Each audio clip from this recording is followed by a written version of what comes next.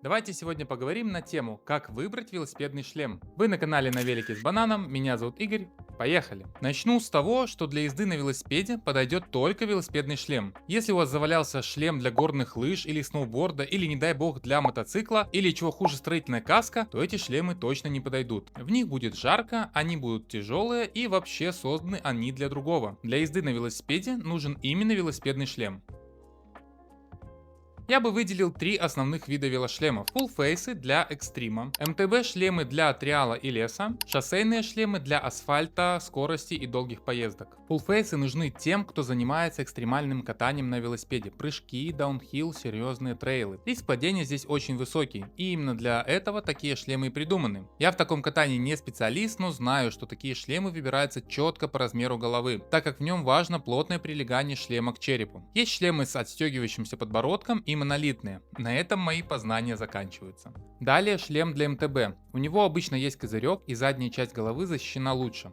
Такие шлемы больше усилены, они имеют больше вес и с ним можно носить большие очки.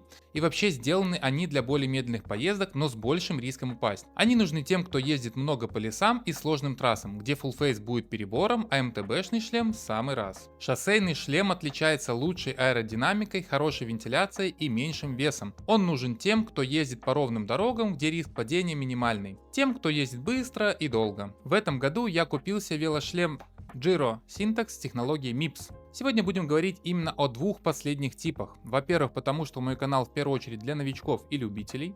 Во-вторых, эти шлемы самые распространенные варианты. И, наверное, 90-95% велосипедистов ездят именно в них. Бывают еще шлемы-котелки, детские шлемы и другие варианты, но принцип выбора будет примерно одинаковый. Так что эти шлемы я не выделяю в отдельный вид.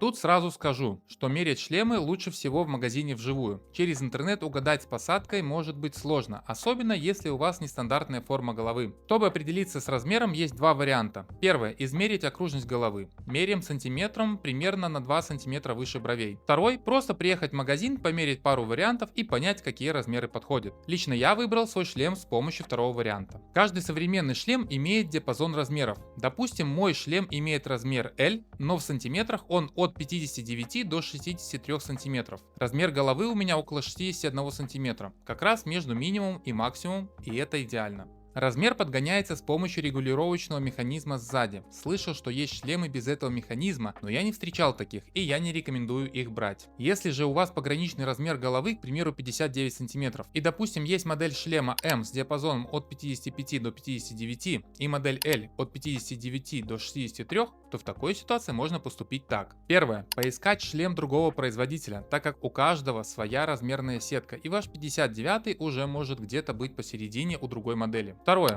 Учитывать, будете ли вы ездить зимой. Если да, то нужен будет теплый подшлемник или шапка. Тогда лучше взять больший размер. Если нет, то можно взять и меньший. Смотрите, в каком вам удобнее. Шлем при затяжке регулятора размера должен сидеть на голове плотно и ничего не передавливать. Вам должно быть комфортно в нем. Он не должен сильно шевелиться, сваливаться на бок или назад. Голова должна сидеть довольно глубоко, чтобы вам было комфортно. Обязательно померите 5-7 моделей, чтобы точно понять, какой вам подходит лучше. Брать шлем я рекомендую от проверенных производителей и стараться не экономить. И важно выбрать шлем, который отмечен международным сертификатом. Это будет означать, что он прошел проверку и соответствует стандартам безопасности. Сейчас на экране вы видите самые распространенные сертификаты. Наличие любого из этих сертификатов, а еще проверенного бренда, будет дополнительной гарантией, что ваш шлем в нужный момент не развалится на части, а спасет вашу голову. Первый мой шлем был с Алиэкспресса за $10, и это была моя ошибка. Слава богу, я в нем не падал. Но думаю, что такой шлем ничем бы не помог. Шлем состоит из двух основных слоев. Внешняя оболочка – это такой твердый пластик, он защищает от проколов, трещин и помогает распределить удар. Второй слой – это пенопласт, но не простой, как в коробках от телевизора, а специальный EPS вспененный полистирол, который гасит удар и впитывает энергию. И еще бывают мягкие вкладки внутри, чтобы голове было комфортнее, не натирало и не текло по лбу при подъеме в горку. Но внимание, не вздумайте покупать шлем, у которого внутри просто несколько поролоновых вкладок. Да, такие игрушечные шлемы тоже встречаются. Лично в руках не держал, но видел в других роликах на ютубе. Они дешевые, легкие, но при падении могут еще больше навредить. Так что берем шлемы только с пенопластом внутри. В среднем срок службы велошлема 3-5 лет. После этого срока пенопласт начинает высыхать и становиться хрупким. И в случае падения он не сможет поглотить энергию удара. Поэтому менять шлемы надо каждые 5 лет максимум.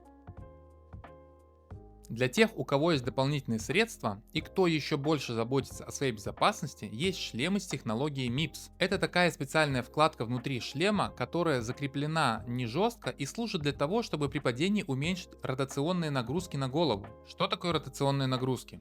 Когда велосипедист падает, он часто ударяется не под прямым углом, а под острым, да еще и на скорости. В момент удара тело продолжает движение, а шлем уже тормозит.